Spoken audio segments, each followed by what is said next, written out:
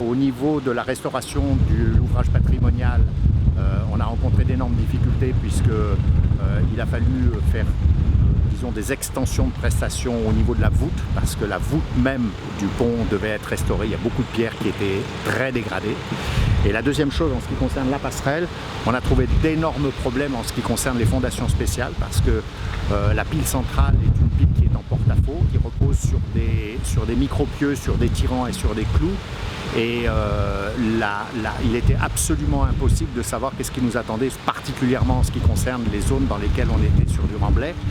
Et on a plusieurs fois trouvé des difficultés et on a eu des trains de forage qui ont été bloqués, ce qui nous a imposé de faire revenir du matériel et de recommencer les fondations. Normalement, le pont devrait être réouvert à la circulation à tout début septembre et la passerelle devrait être posée aux alentours des fêtes de la Toussaint. C'est un chantier très technique et avec des contraintes d'ouvrage quand même classées. Donc avec la DAC qui suit le chantier, mais en même temps des contraintes aussi de sol qui font qu'aujourd'hui, disons, il faut peut-être s'accorder sur des délais qui pourraient aller à la fin du mois d'août. Nous avons convenu avec les techniciens, avec les responsables là, qu'il faut absolument que le pont soit ouvert pour la rentrée scolaire. Bon, c'est vrai, l'ouvrage ne sera pas terminé car il y a la passerelle à poser et dans la réalisation de la passerelle, le chantier a connu quelques difficultés techniques. Il a fallu revoir un peu, disons, les études parce qu'ils sont tombés sur un sol meuble à 25 mètres quand même, 25 mètres de profondeur. Donc on peut comprendre cela, mais nous avons quand même demandé disons, aux techniciens et aux équipes qui sont là de tout mettre en œuvre pour que la voie au moins partiellement soit ouverte pour la rentrée. En tant qu'élu et disons en portant la volonté bastérienne, on va dire, et la volonté populaire, nous aimerions que cela aille beaucoup plus vite parce que c'est un chantier qui, d'ici quelques mois, fera 2 ans quand même. Mais on peut comprendre quand même la difficulté en voyant la beauté de l'ouvrage en contrebas.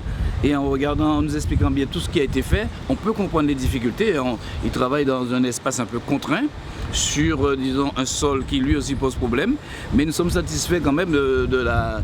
Disons, il y a une cohérence, disons, des points de vue des divers chantiers. Là, il faudra appuyer un peu, c'est sur les concessionnaires de réseau.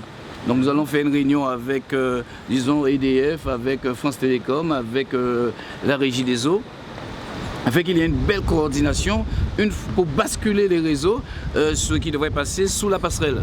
Et la passerelle, elle, sera installée d'ici novembre. D'ici novembre, mais le pont sera déjà ouvert. C'est ça qui est essentiel. Au moins partiellement. Partiellement, permettre quand même, disons, certains secteurs un peu économiques de la zone de pouvoir vivre un peu, souffler, respirer un peu, et en même temps aussi assurer une certaine fluidification du réseau, quoi, de la circulation. Basse-Terre a besoin d'être un peu désembouteillé un petit peu pour permettre aux commerçants de vivre. Mais on comprend quand même la difficulté. C'est la raison pour laquelle on a voulu, Madame Rode et moi-même, regarder ça de façon pointue et faire le point aussi avec Madame la Présidente pour qu'on voit un peu le directeur d'EDF, le directeur de France Télécom, le directeur de la Régie des eaux. Ça va être un peu le problème. Et maintenant, je pense que les entreprises ont bien compris quand même que maintenant, il faut y aller, il faut mettre le paquet là-dessus pour qu'on y arrive et qu'on ouvre cet ouvrage-là définitivement à la circulation fin novembre, c'est ça?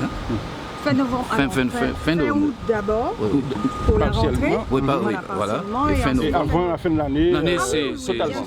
Mais c'est une belle beauté. Madame Rode et moi-même, c'est parce que nous portons bien un peu, on va dire, l'impatience des riverains, l'impatience des Bastériens ou tout simplement l'impatience des Guadeloupéens qui se rendent à Basse-Terre. Et que nous-mêmes, nous sommes soucieux de voir ce chantier-là avancer, mais avancer en obéissant quand même aux critères, aux normes de sécurité. Il s'agit pour les entreprises de nous faire des choses qui vont tenir. Et là, je peux vous dire quand même, les explications nous ont quand même convaincus.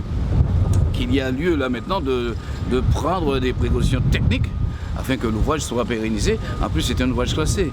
Et la passerelle qui est là, elle fera quand même 2,40 m de large, permettre quand même aux piétons de circuler dans les deux sens, mais aussi aux fauteuils roulants. Donc le conseil départemental a bien pensé, disons, aux personnes à mobilité réduite, disons, à l'accessibilité. Ça prend un certain temps. Et venir travailler sur un ouvrage, disons, classé, sur un patrimoine, cela n'est pas toujours aisé. Et vous avez vu même un responsable de la DAC était là, qui suit l'affaire. La DAC aussi accompagne financièrement.